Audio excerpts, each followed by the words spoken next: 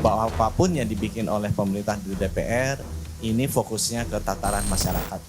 Mudah-mudahan nanti kalau undang-undang ini disetujui bisa memberikan layanan kesehatan sebaik-baiknya ke masyarakat.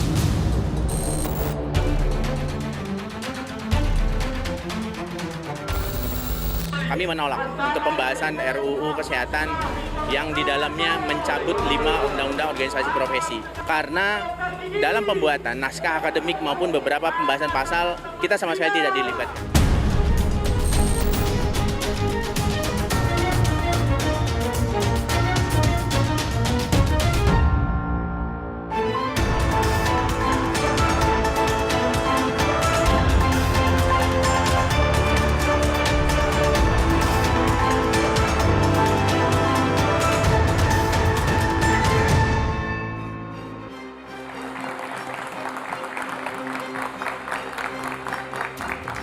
Selamat malam saudara, rancangan Undang-Undang Kesehatan menuai kritik dan polemik. Gelombang penolakan terus disuarakan, khususnya oleh para tenaga kesehatan. Mereka mengklaim tidak dilibatkan dalam pembahasan. Penolakan tidak hanya disuarakan oleh para nakes, tapi juga koalisi masyarakat sipil.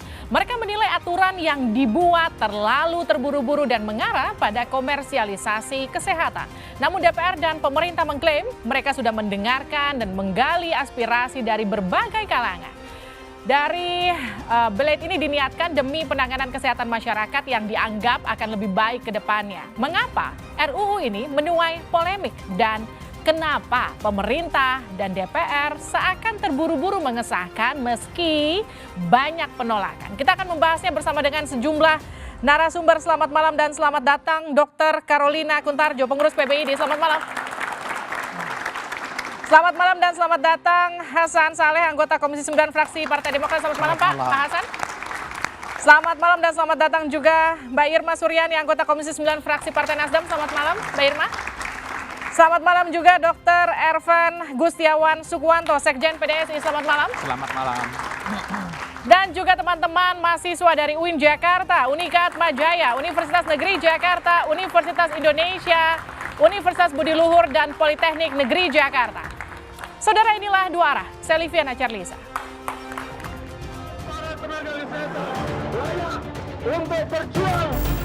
Rancangan Undang-Undang Kesehatan menuai kritik dan polemik. Gelombang penolakan terus disuarakan, khususnya oleh para tenaga kesehatan. Ikatan Dokter Indonesia mengklaim mereka tidak dilibatkan dalam pembahasan. Kita tegas, kita adalah organisasi resmi. Tetapi yang tidak resmi justru yang diundang.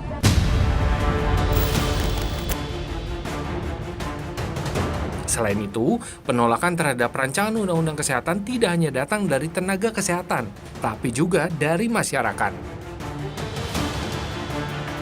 Namun, DPR mengklaim penyusunan rancangan Undang-Undang Kesehatan sudah sesuai aturan dan melibatkan banyak kalangan.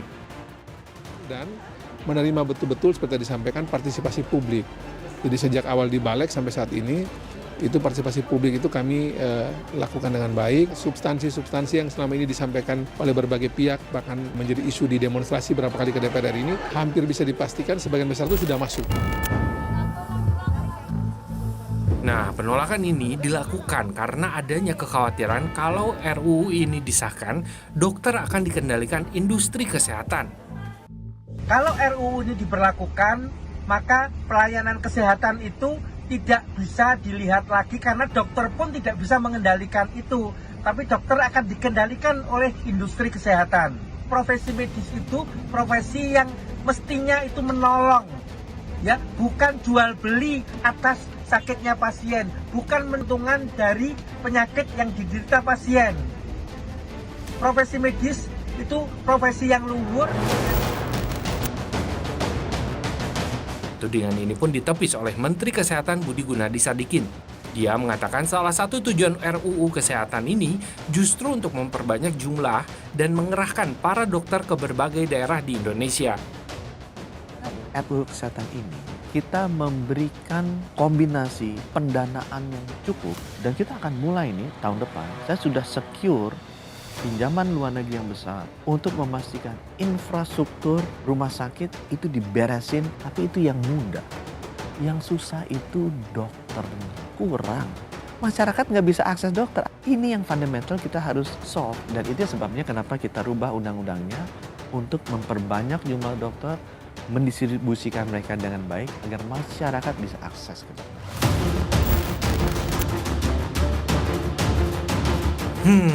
Lalu jika RUU Kesehatan bertujuan mempercepat transformasi dunia kesehatan, kenapa masih banyak penolakan?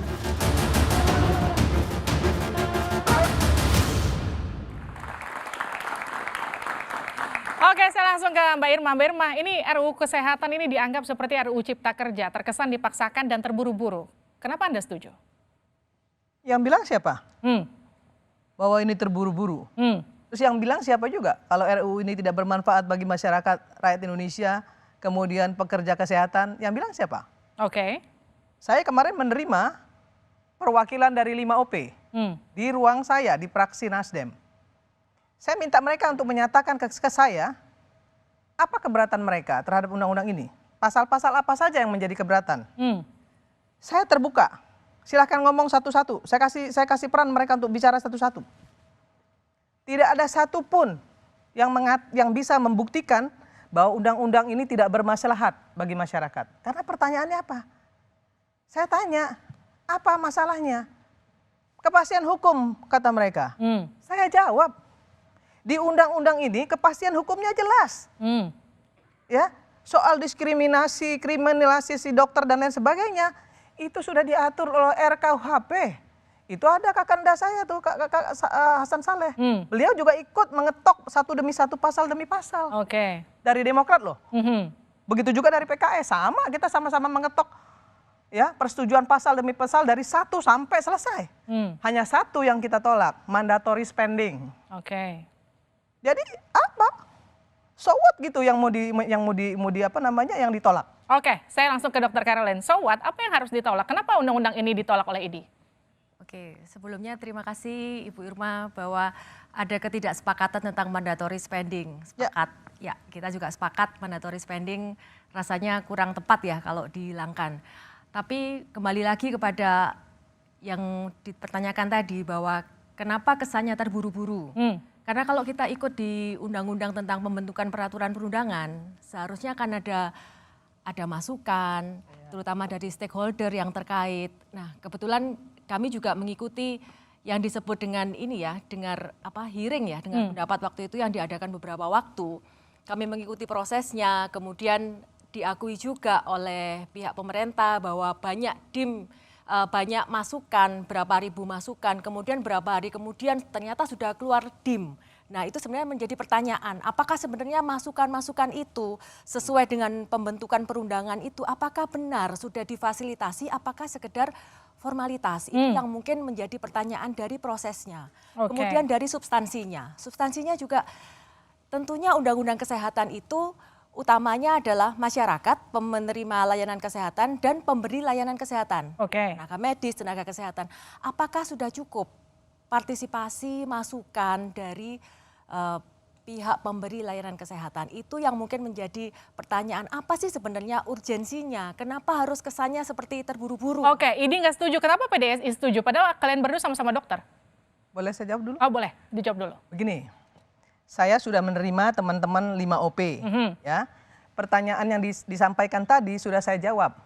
Dan mereka nggak bisa jawab tuh pada saat saya tanya. Nggak bisa jawab. Karena apa? Bukan berarti kalau cepat itu jelek, kalau lambat itu bagus. Karena apa? Karena yang namanya naskah akademisnya memang sudah disiapkan. Nah, kalau seluruh masukan yang berdasarkan dari hearing yang tadi beliau sampaikan tadi memang beliau ngikutin loh. Bukti ya, teman adik-adik semua, bahwa beliau bilang bahwa mereka ngikuti hearing. Kami mengundang semua stakeholder untuk bicara. Untuk datang ke DPR memberikan masukan. Bahkan saya pribadi menerima masukan itu dari SMS para dokter, profesor-profesor. Bahkan teman-teman dari forum dokter, forum profesor ketemu saya untuk memberikan masukan. Dan jangan salah, kalau belum tahu nggak usah souzon dulu. Sebelum ke... Sebentar, saya belum selesai. Kalau belum tahu jangan souzon dulu. Jadi gini, masukan itu ada Kakanda saya nih, Kakanda Hasan Saleh. Itu saya pegang, semua masukan yang diberi saya pegang. Ketika DIM itu dibahas satu demi satu itu saya sandingkan. Saya sandingkan. Jadi jangan pernah bilang bahwa masukan itu tidak diproses. Tapi apakah masukan itu kemudian, ya kan nggak satu-satunya dari OP masukan itu. Dari forum rektor, dari berbagai masyarakat yang memberikan masukan. Itu yang pertama. Dan yang kedua, persoalan kenapa OP tidak diikut sertakan. Tahu nggak sih kalau yang namanya adik-adik pembuat undang-undang tuh hanya dua. Yang namanya parlemen dan pemerintah. Jadi nggak ada urusannya OP mau diikut sertakan. Tapi untuk bisa memberikan masukan, oke, bagus. Untuk bisa menjadi kontrol sistem yang efektif terhadap regulasi yang negatif impact ya terhadap anggota OP, itu bagus. Oke, gitu ditanggapi dulu Dr. Khairul. Oke, terima kasih. Jadi kalau kita lihat ya Bu, di pasal 96 Undang-Undang Pembentukan Peraturan Perundangan, bahwa memang seharusnya naskah akademik dan RUU itu kan harus mudah diakses salah satunya. Nah, untuk itu pun juga sepertinya juga tidak mudah untuk diakses ya. Menurut masyarakat mungkin ya, kebanyakan juga masyarakat juga mengatakan seperti itu. Saya kira nggak ada masyarakat di sini ya, di situ OP. Ya, bukan masyarakat. Baik. Masyarakat saya belum pernah melihat mereka untuk demo atau memberikan keberatan, belum pernah. Tapi ada juga kan Bu koalisi OP, Mbak. masyarakat. Ya, OP nggak ada. Ya, dan koalisi masyarakat ternyata masyarakat sipil untuk saat ini juga. Oh, saat ini ya. Nah, kemudian sebenarnya di undang-undang itu juga disebutkan bahwa harus ada masukan juga, memperhatikan masukan dari stakeholder. Kan sudah diberi hearing. Nah, hearing tadi Anda sendiri sudah mengakui ada hearing dan Anda diikut sertakan hearing. Ya, cuman dari hearing mulai dari Balek sampai ke Komisi 9. Anda diikut sertakan hearing. Jadi jangan bilang nggak ada masukan. Nah, cuman Ibu, itu bohong berarti kan? Bukan bohong. Bohong. Jangan melakukan penipuan publik, Mbak. Nggak boleh. Di undang-undang itu, ya? Harus jujur dalam melakukan komunikasi publiknya. Harus tapi di undang-undang itu. Ini ada adik-adik loh, ada adik mahasiswa yang harus kita berikan keteladanan dalam melakukan komunikasi publik kepada masyarakat. Supaya apa? Supaya masyarakat, ya adik-adik ini terutama, ya jujur dalam menyampaikan pendapat kepada pemerintah. Itu harus dipahami. Tapi di undang-undang itu juga Ibu, bahwa masukan itu diterima atau tidak diterima seharusnya juga ada penyampaian kembali. Mana yang diterima dan kemudian yang seandainya tidak dimasukkan pun alasannya apa. Oke, sekarang saya ke Dr. Ervan. Anda berdua sama-sama dokter tapi kenapa IDI menolak, PDSI menerima? Iya, justru bagi PDSI, bukan hanya PDSI sebenarnya. Kami punya 23 koalisi organisasi kesehatan. Ya, dan beberapa juga sudah terdaftar di Kemenkumham, termasuk PDSI ya, sudah terdaftar di Kemenkumham. Jadi status kami itu dengan IDI itu sama. Nggak ada SK sebagai organisasi profesi itu belum ada, Mbak. Karena di Indonesia belum ada undang-undang organisasi profesi.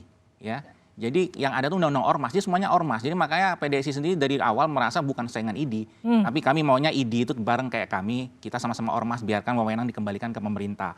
Nah, kenapa kami mendukung? Nomor satu itu, mengembalikan wewenang ke pemerintah. Dan saya rasa, kami rasa banyak hoax ya yang beredar di masyarakat maupun terutama di internal organisasi kesehatan sendiri. Jadi oknum pengurus organisasi itu bagi saya banyak memberikan hoax ya ke anggotanya. Kenapa? Nomor satu, isu tentang liberalisasi kesehatan.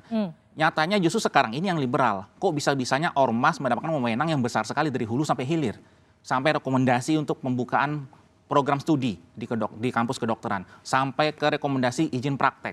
Dari hulu sampai hilir. Ini hanya ada di Indonesia. Kebetulan saya juga aktif di World Association for Medical Law dan juga World Organization of Family Doctors ya, perkumpulan dokter keluarga dunia dan hukum kedokteran dunia.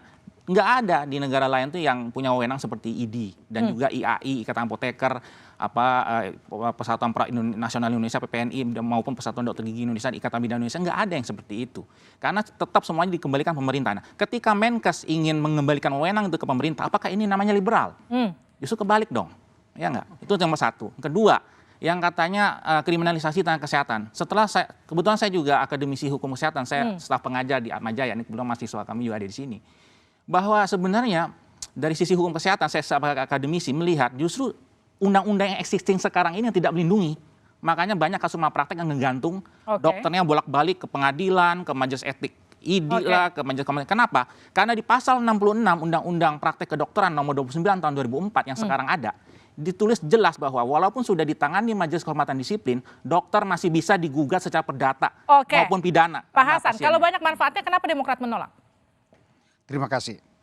Yang kita bahas di sini kan ketergesa-gesaan. Kita jangan melebar dulu kemana-mana. Oke. Yang kita bahas di sini adalah tergesa-gesa. Ya. Jadi pada awal pembentukan masalah ini, kami mendengarkan semua hearing masukan-masukan dari masing-masing. Ada dari ID dan sebagai organisasi profesi. ID, ada PDSI, ada perawat dan sebagainya.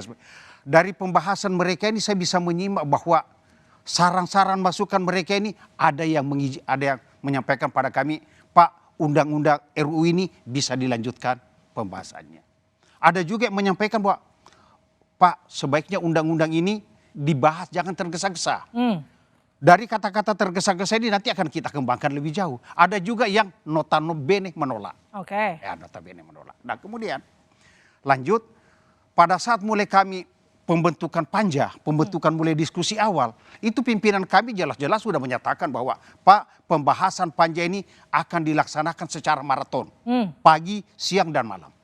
Dan akan kita upayakan berakhir di bulan Mei. Apakah itu tidak indikasi tergesa-gesa? Demikian yang bisa kami sampaikan. Jadi menurut Anda ini undang-undang yang kemudian diambil dan diputuskan secara tergesa-gesa? Secara tergesa-gesa. Pertanyaan itu yang kami jawab. Saya jawab. Oke, nanti dijawabnya sejadah di dua arah.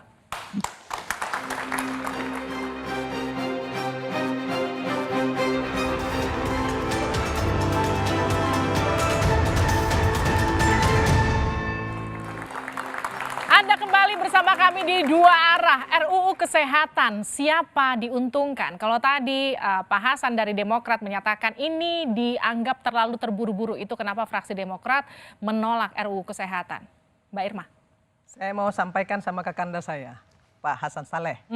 Kami sama-sama di Panja. Cuman beliau memang jarang datang ya, beberapa kali aja datang di Panja. Tidaklah, saya paling aktif.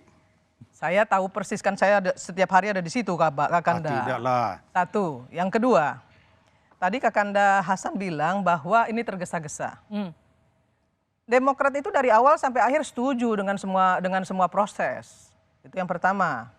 Dan yang kedua, nggak ada juga pimpinan bilang harus Mei harus selesai, itu nggak ada. Karena faktanya baru selesai kemarin. Ya, baru selesai kemarin, kemudian kita lakukan sinkronisasi di tim Perumus dan tim SIN. Itu pun Demokrat setuju, ketok palu setuju. Jadi Demokrat dengan PKS, mohon maaf, dari awal sampai akhir semuanya setuju. Kecuali satu, mandatory spending. Oke. Dan mandatory spending itu, mandatory spending itu, tidak benar. Mandatory spending itu, kakanda Hasan Saleh mengusulkan 10%. Saya juga mengusulkan 10% kami dari Demokrat, dari Nasional Demokrat, dari Nasdem. Kita nggak mau kalau nggak ada angkanya. Kita mau mandatory spending itu 10%, minimal kalau Nasdem. Demokrat 10%, kemudian PKS 10%, kemudian PKB 5%, existing mandatory spending hari ini yang masih sekarang berlaku. Itu yang dilakukan Demokrat. Jadi dari awal sampai akhir Demokrat nggak pernah menolak. Betul gitu Pak Saleh? Diketok satu demi satu dan beliau juga ikut mengetok. Tidak ya. Jadi pernyataan Ibu Irma ini menurut saya kurang pas. Saya hadir. Hitungan saya tidak hadir itu hanya di akhir-akhir terakhir. Saya tidak hadir dua sesi.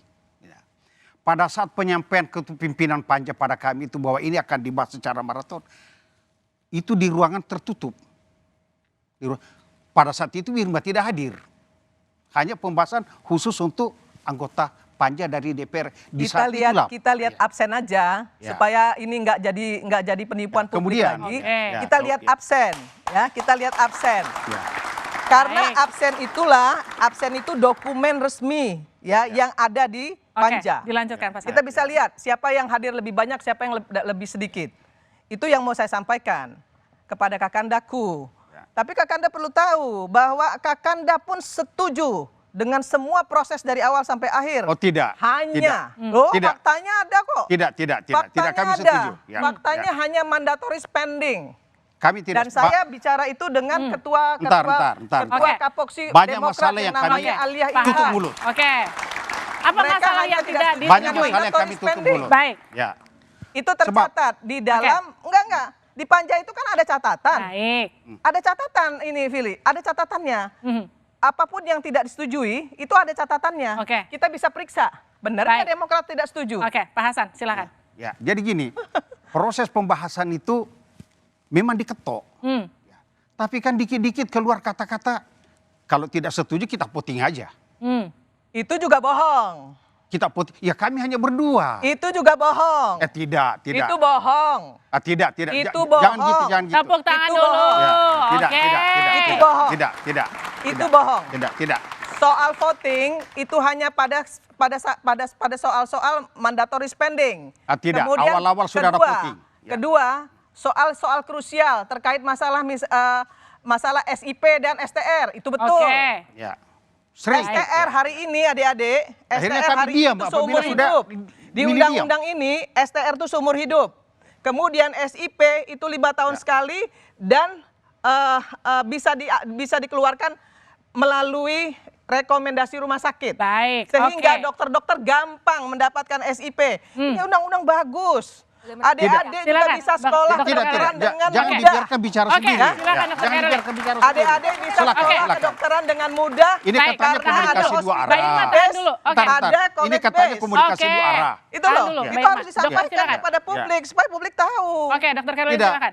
Ini komunikasi dua Yes. arah. Serahkan sama Silakan. bicara. Ya.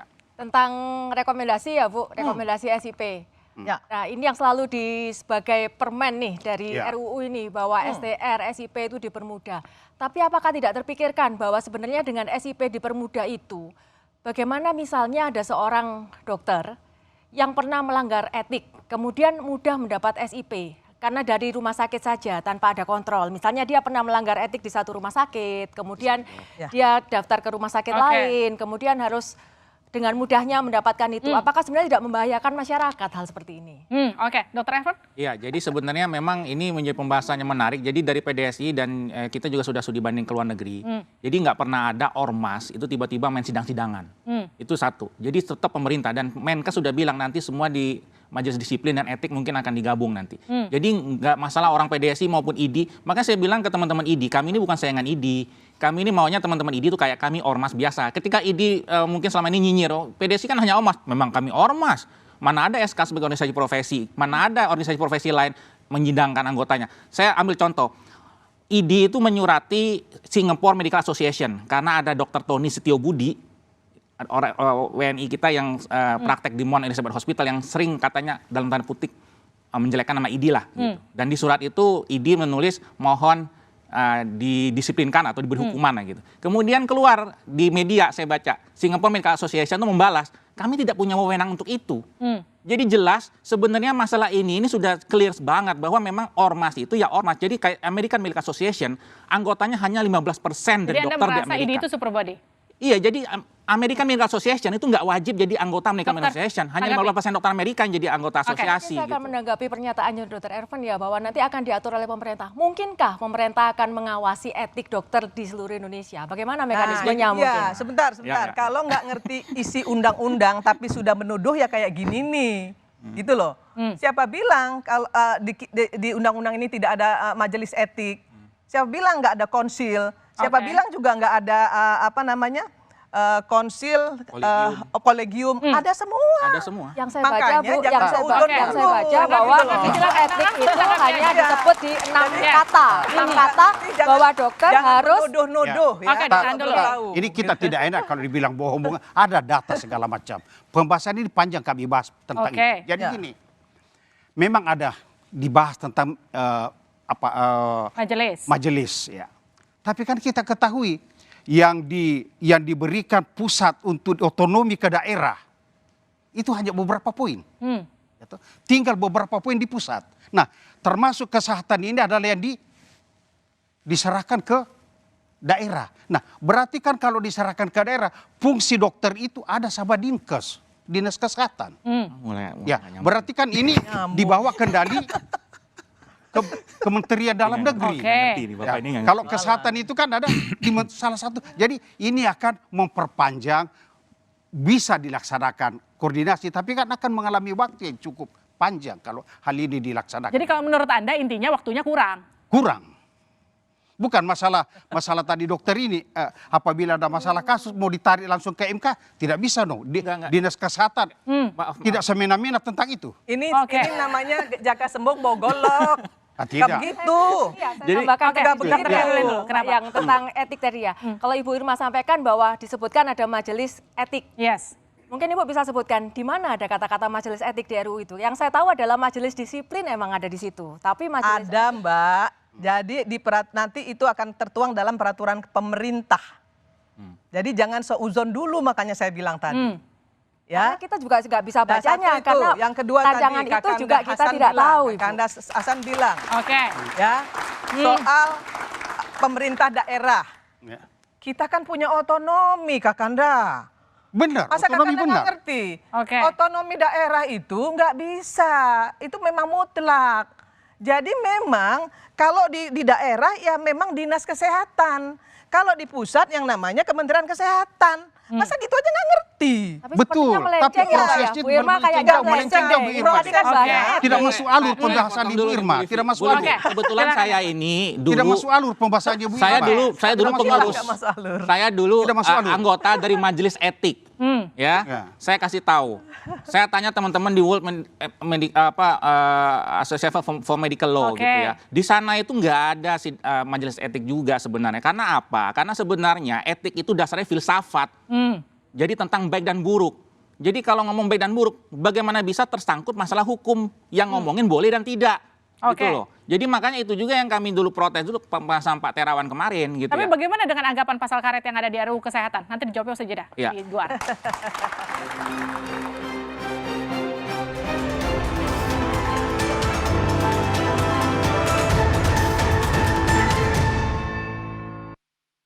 Anda kembali bersama kami di Dua Arah. RUU Kesehatan siapa diuntungkan? Saya ke Dr. Ervan. Jadi kalau Anda pihak dari PDSI sendiri menyetujui semuanya apa yang ada di RUU Kesehatan? Iya tentu, terkait misalkan anggaplah mandatory spending ya yang sedang didebatkan. Itu sebenarnya dari pemerintah sudah menjelaskan bahwa memang alokasi minimal untuk kesehatan itu kan selama ini diatur undang-undang kan, 5% nasional APBN, kemudian 10% dari APBD. Nah itu kan dihapus sekarang jadi kontroversi.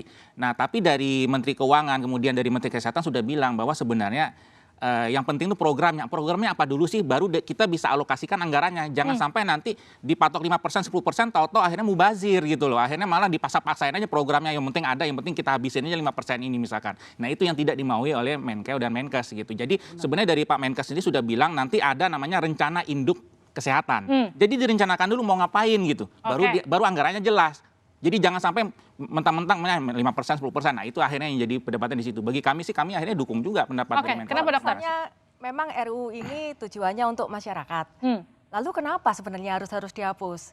Kenapa harus menunggu ada programnya, baru ada rencana pendanaannya? Sebenarnya kan kenapa harus dihapus? Kalau kita lihat kalau sebenarnya tujuannya masyarakat, untuk kemaslahatan masyarakat, dan juga kalau kita lihat di WHO juga, di mana-mana juga ada itu sepertinya mandatory spending itu juga ada untuk negara berkembang berapa, untuk negara maju berapa. Lalu kenapa kita harus membuat yang tidak ada kalau Bahkan memang WHO itu itu tujuannya untuk masyarakat? mengizinkan kita untuk maju 15%. Kok malah rencana mau dihapus. Ini kan kurang pas gitu. Oke, jadi itu poin-poin yang menurut Anda juga memberatkan di RUU Kesehatan. Kalau Anda, Dr. Evan? Ya, jadi sebenarnya kalau kita lihat ilmu akuntansi ya, keuangan ya, pasti nomor satu pertanggungjawaban keuangan gitu ya. Tiap kali kita ngajuin proposal dong, mau program apa dulu gitu ya. Dari situ bisa dihitung. Dari Pak Menkes bilang, jangan-jangan nanti bahkan bisa melebihi 5%, bahkan melebihi 10% itu, kata Pak Menkes begitu. Iya, dana stunting segala macam itu mungkin Uni Irma bisa nambahkan. Ya. Jadi sebenarnya begini, saya pribadi menolak mandatory spending yang nggak ada angkanya. Kami Nasdem menerima ya RUU ini dengan catatan mandatory spending minimal 10%. Itu memang kami perjuangkan. Kita nggak mau nggak ada angka. Tapi kemudian ketika Pak Menteri menyampaikan kepada kami bahwa mandatory spending jangan dipatok, jangan jangan dikekep gitu loh ya. Karena kalau kita patok nanti tidak ada, kalau misalnya terjadi sesuatu bencana itu tidak bisa sulit untuk menaikkan. Nah, itu argumentasi pemerintah. Tapi saya pribadi tidak setuju, tetap dengan 10%. Saya menganggap bahwa 10% mandatory spending untuk pusat dan daerah itu sudah minimal 10% itu menurut saya itu yang paling baik ya untuk dilakukan oleh pemerintah. Maka Nasdem menyetujui RUU ini dengan catatan. Kenapa? Karena dari akhir sampai awal kami menyetujui semua pasalnya. Hanya satu pasal sama dengan Demokrat juga. Tidak. Mandatory spending.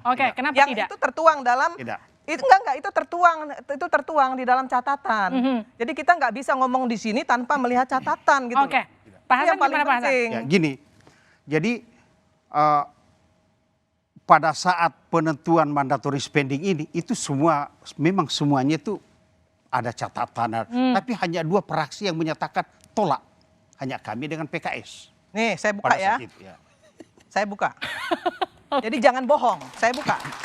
Hanya 2 Saya buka. Saya tidak pernah bohong. Ini saya buka. Hanya 2 yang Ini saya menolak. buka, nggak usah bohong lah. Ini saya buka. Enggak, ini saya buka. 7 fraksi setuju. Saya buka. Baik. Saya buka, jangan bohong. Saya tidak pernah bohong. Mandatory spending itu kita bertiga. Demokrat 10%, Nasdem 10%, PKS 10%. Jadi dia bohong. Tidak, saya tidak bohong. Bohong. Ntar dulu. Kita dulu. Kita bukti. Yang tidak setuju itu hanya 2. Bohong. Tidak. Tidak, saya tidak pernah bohong. Silakan, Bu Irma kembali. Saya tidak pernah bohong. Bohong. Baik, tepuk tangan lagi. Bentar. Tidak bisa. Tidak benar. Bohong. Tidak benar. Kalau gitu pasal-pasal apa lagi? Itu tidak benar. Pak Hasan. Yang tidak setuju tentang RUU ini berdua. Baik. Di dalam penolakan. Itu betul. Kita bicara mandatory spending, Bos. Itu yang menolak mandatory secara total itu kami berdua. Yang lainnya hanya memberi catatan. Baik. Salah. Sekarang Memberi gini deh, catatan. pertanyaannya saya lemparkan ke Dr. Caroline Hanya gini. memberi Kalau catatan. keberatan dari ini pasal-pasal apa lagi yang dianggap merugikan tenaga kesehatan? Saya tidak pernah bohong. Tahan dulu Iya, Pak Hasan, iya. saya ke Dr. Caroline. Jadi kalau dari itu Tidak bagus itu dibohong-bohong. Nih sekarang. Tenang, Saya mau Bu bukti. Irma. Saya mau bukti. Oke. Ini, Bapak nggak hadir. Baca ya. Saya hadir. Ini lihat nih, baca. Saya hadir. Ini baca. Ya. Baca, Bentar. lihat ini baca. Bentar dulu. Ini baca. Baik. Ini kan Ini bisa baca. baca. Ini kecil tulisannya. Ini baca. tenang, Pak. Tidak bisa. Saya minta Pipin baca. Enggak, saya minta Pipin baca dulu. Oke, Bacain. baik. Enggak bacain. Saya mau minta Baik, dibacain. Mbak. Silakan bacakan. Bisa enggak bacain? Silakan Nggak, bacakan. supaya dia, kalau yang baca. Tidak. beda. Yang menolak kami berdua. Baik. Yang menolak Baca. kami berdua. Bacain dulu, saya minta tolong dibacain. Oke, di sini ditulis Baca, fraksi sebentar. setuju dengan usulan pemerintah PDIP, Golkar, Gerindra, PAN, P3. Tetap di angka 10%, Nasdem, PKS, Demokrat. Oke. One point. Oke. Saya nggak bohong ya. Kembali ke tempatnya Bu Tidak, Irma, tidak, silakan. Baik. Oke. Silakan Tidak, Dr. tidak. Caroline. Tidak. Pasal-pasal apa yang Bukan. memberatkan? Yang saya maksud yang menolak itu kami berdua secara Pak jantan. Hasan, ini menolak RUU kesehatan. Ini Yang menolak oke. secara jantan kami berdua. Baik, Pak. Kalau mereka menolak ada persyaratan. Baik. Itu yang kita maksud. Oke, Dr. Caroline silakan. Yang dibicarakan mandatory Mbak spending. Irma, oke, tidak, tahan dulu. tidak. Ini yang kita bicarakan RUU. Pak, tahan ya Pak, silakan. Tidak, saya tidak pernah bohong. Iya Pak, Ya. silakan. Dr. Lanjut, Caroline, lanjut. silakan. Jadi kalau dari Tidak bagus dibohong-bohongi. Ya, dari Tidak bagus. Nah, sebenarnya kan dari Undang-Undang Praktek Kedokteran sudah disebutkan bahwa organisasi profesi untuk dokter adalah IDI dan dari dokter gigi adalah PDGI. Sebenarnya sudah ada putusan dari MK juga 2017. Alasan-alasannya kenapa pada RUU ini yang ada adalah tidak dibahas atau bahkan mungkin diatur dengan perundang-undangan tanpa ditentukan organisasi profesinya adalah IDI untuk dokter misalnya dan organisasi yang lain untuk misalnya IBI untuk bidan, PDGI untuk dokter gigi dan lainnya. Nah, sebenarnya ini perlu ditulis di situ dan kenapa itu kami anggap penting karena sebenarnya organisasi profesi yang tunggal itu bukan semata-mata untuk eksistensi organisasi profesi itu Oke, sendiri. tapi untuk? Tetapi sebenarnya untuk masyarakat. Kenapa demikian? Karena sebenarnya kembali lagi harus ada yang mengontrol, bukan pemerintah. Oke, Karena betulkah seandainya organisasi tunggal itu misalnya, untuk masyarakat? Sebentar ya Mbak, saya belum selesai. Misalnya, saya belum selesai. Sebentar. Ya, Satu belum menit, selesai. satu menit. Oke. Ya, lanjut. Misalnya Ya, kayak ya. organisasi advokat, organisasi notaris, di situ disebutkan juga bahwa organisasi notaris adalah Apa organisasi notaris? Organisasi untuk angkutan apa? Kenapa untuk organisasi di bidang kesehatan ini kenapa harus seperti dianaktirikan, tidak harus boleh tunggal? Padahal itu tujuannya salah satunya untuk mengontrol etik dari profesi itu sendiri yang tidak mungkin dikontrol oleh pemerintah. Jadi sebenarnya salah kalau mengatakan advokat dan notaris itu cuma satu. Silakan dicek. Apalagi advokat, saya juga advokat masalahnya. Dan jadi masalahnya tuh yang lain pun sudah banyak, sudah majemuk profesi yang lain, hanya kedokteran yang masih tunggal. Nah, terkait putusan MK ini saya juga harus klarifikasi. Saya juga yang menggugat itu waktu itu. Tapi putusannya adalah, entar dulu, putusannya gini dok, putusannya adalah MK bukan membicarakan terkait organisasi tunggal atau enggak. Tapi yang dipermasalahkan itu adalah MK, kami memohonkan bahwa supaya perhimpunan spesialis itu setara dengan ID. Nah itu yang ditolak. Jadi belum pernah ada gugatan terhadap ketunggalan ID. Saya garis bawahi ini, karena bisa dibuka di web MK. Dan silakan tanya hakim MK-nya sekalian. Ya. Jadi belum pernah ada gugatan tentang ketunggalan ID. Belum pernah digugat. Jadi yang kami gugat itu adalah supaya perhimpunan spesialis diakui setara ID. Dan MK menolak karena nanti bingung nih. Kapan ID, kapan pun yang spesialis. Jadi bukan ngomong hanya tunggal ID, enggak. Belum pernah ada. Berarti kan dokter mengakui bahwa ID itu satu dan perhimpunan dokter spesialis adalah bagian juga. Oh enggak, itu hukum nggak bisa gitu dok. Bagian dari ID. Itu yang ada di MK. Bentar ya. Tenang. Bentar, tenang. Jadi gini, kenapa OP tidak diatur di undang-undang ini? Kami merujuk kepada konstitusi. Pasal 28. Bahwa semua masyarakat Indonesia boleh berserikat, boleh berkumpul, itu dilindungi oleh undang-undang. Maka kemudian kami dari parlemen maupun pemerintah mempersilahkan semua anggota kedokteran, semua anggota kedokteran boleh ya punya yang namanya organisasi profesi. Silahkan daftarkan ke Kemenkumham. Itu yang kita lakukan. Yang kedua, yang namanya organisasi profesi tidak boleh menjadi regulator. Dia adalah operator. Operator itu fungsinya menjadi kontrol sistem yang efektif kepada regulasi pemerintah yang negatif impact. Kemudian mensejahterakan anggota. Baik, jadi apakah selama ini juga bukan untuk mengeluarkan SP atau STR. Itu teorinya, Tidak semudah itu dilaksanakan. Tapi artinya gini, kalau pertanyaannya gini, kalau memang RUU Kesehatan ini disahkan, memang siapa yang diuntungkan? Nanti dijawabnya sejadah di Dua Arah.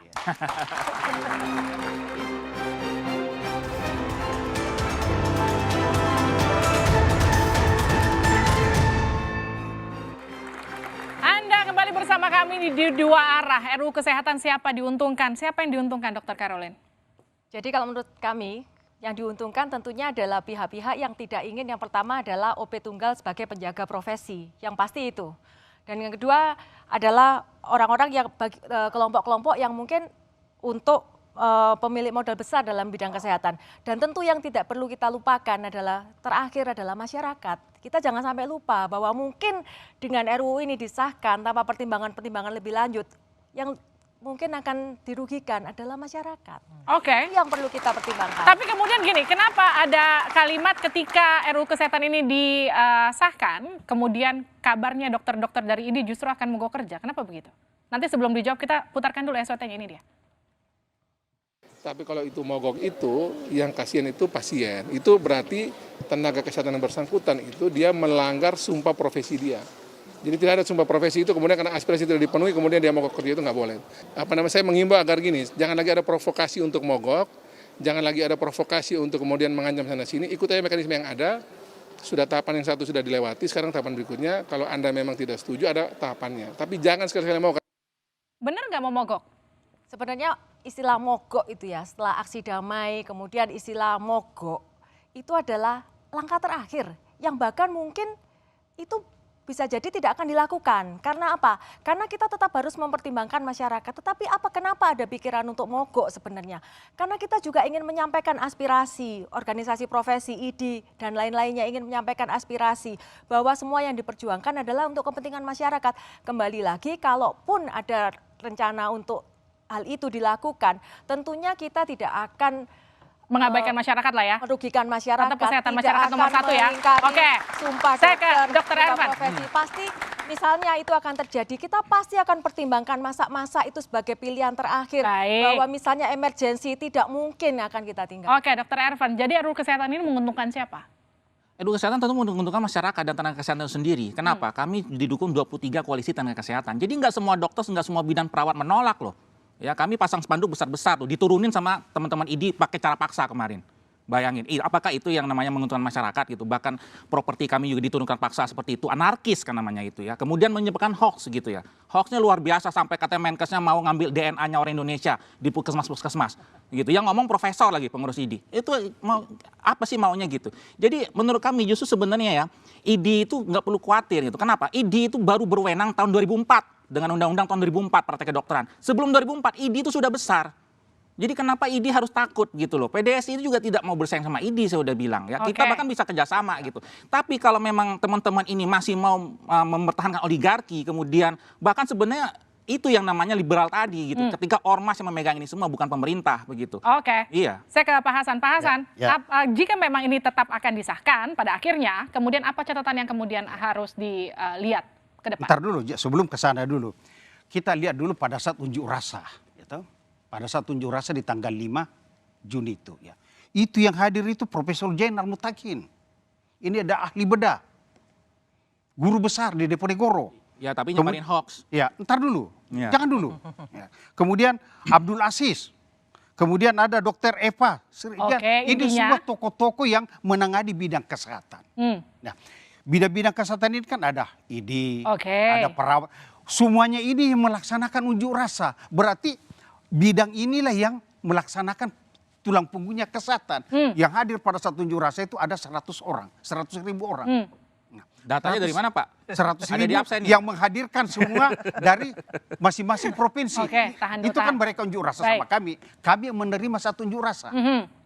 Kami terima saat mereka unjuk rasa. Kami Demokrat menerima. Jadi Karena intinya kami apa yang harus melayani diperhatikan masyarakat. jika memang ini akhirnya disahkan? Ya. Apa yang harus diperhatikan jika memang ini akhirnya disahkan? Yang harus diperhatikan ya tentunya masalah mandatory spending itu harus. Contoh misalnya apabila itu dihapus, macam kami yang ada di garis perbatasan sana, apabila obat-obat di kesehatan kurang, alat-alat kurang, kami akan melirik negara seberang untuk tempat berobat. Baik. Mungkin sedikit ya Mbak, mungkin sedikit Waktu saya terbatas. Sedikit. Mungkin masukan aja ya untuk Dr. Ervan. Mohon ya kalau dengan profesor yang guru kita jauh lebih senior, ya mungkin kita lebih sopan lah, nggak bilang hoax lah. Tapi kalau nyebarin hoax itu sudah beda. Oke. Saya Bukan nyebarin menghormati hoax. junior saya. Buktinya Bisa di mana ada Tenang. Baik. Waktu kita terbatas. Tidak benar Bapak ini mengatakan Oke, tahan. Ini tinggal gilirannya Mbak Irma. Mbak Irma, yakinkan masyarakat jika memang RUU Kesehatan ini adalah yang terbaik buat mereka? Pertama, anak-anakku yang mau sekolah kedokteran nanti setelah RUU ini diundangkan, nggak usah khawatir lagi walaupun kalian tidak kaya, tapi tetap akan bisa ngambil fakultas kedokteran. Itu di RUU ini ada. Kemudian yang kedua, kepastian hukum bagi seluruh pekerja kesehatan dijamin di RUU ini melalui RKUHP. Ketiga, STR-nya seumur hidup. Kemudian keempat, untuk SIP itu dipermudah ya melalui rumah sakit dan sama seperti hari ini juga ada juga dengan seminar-seminar dan lain sebagainya. Tapi yang menentukan pemerintah. Sebentar, belum selesai dong. Nah, yang keempat akses kesehatan masyarakat itu dipermudah melalui telemedicine dan lain sebagainya. Jadi jangan khawatir. Ya, masyarakat Indonesia jangan khawatir, undang-undang ini bermaslahat. Tepuk tangan untuk semua narasumber. Mohon maaf waktu kita terbatas. Oke, saudara, rancangan undang-undang kesehatan idealnya menjadi payung hukum dan panduan bagi perbaikan pelayanan kesehatan seperti yang selama ini diharapkan. Aturan ini juga diharapkan bisa menguntungkan semua kalangan, bukan hanya sebagian kecil masyarakat yang berpunya. Aturan ini boleh jadi diniatkan guna mendorong kemudahan investasi di layanan kesehatan agar masyarakat semakin mudah mengakses dokter dan juga fasilitas kesehatan. Namun aturan ini juga jangan hanya menjadikan pelayanan kesehatan sebagai barang dagangan, karena kesehatan adalah hak setiap warga negara dan tenaga kesehatan adalah profesi mulia, bukan sekedar mencari keuntungan semata. Saya Liviana Cerlisa, sukseskan pemilu 2024 dan pastikan tetap di Kompas TV independen terpercaya untuk mengikuti perkembangannya. Sampai jumpa minggu depan.